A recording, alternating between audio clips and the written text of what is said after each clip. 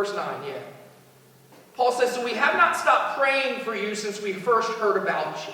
And we ask God to give you complete knowledge of His will and to give you spiritual wisdom and understanding. I love that Paul tells them what he prays.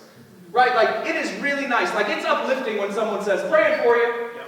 But when someone tells you what they're praying for you, then you get to know their heart, but also then you get to watch and see what God does. You get to watch and see how God works those things out. I encourage you. Yes, tell each other that you're praying, but tell each other what you're praying. Share with each other. Send a text. Send an email. Make a phone call. Stop by. Say, Ed, here's what's on my heart. Here's what I've been praying for you. Because it does something to join us to each other, but it also gives us an awareness that God is working. Because as soon as Ed finds out that the thing God put on my heart is the thing that's already on his heart, then you see God's in this. That it's not just me hoping, but it's God working. Because that's what our hope really has to be found in, the fact that God is always working. So here's what Paul tells the church in Colossae that they're praying.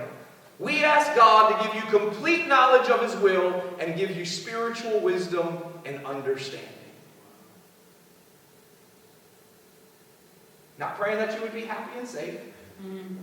Not praying that you would be blessed beyond measure. Here's what I'm praying. That you would have complete knowledge of God's will. And that He would give you spiritual wisdom and understanding. So what is God's will? What is Paul praying for the Colossians, and what should we be praying for each other? We've talked about this a lot of times. God wills that none would perish. God desires that all would be saved. God predestined us to be conformed to the image of His Son. So here's God's will, that we would be saved, and once we're saved, that we would be shaped into the image of Jesus. That's the will of God. And yet when we talk about God's will, what do we talk about? We talk about the right job, and the right house, and the right spouse, and the right this, and the right that. All stuff that is secondary, honestly. It's stuff that is temporary.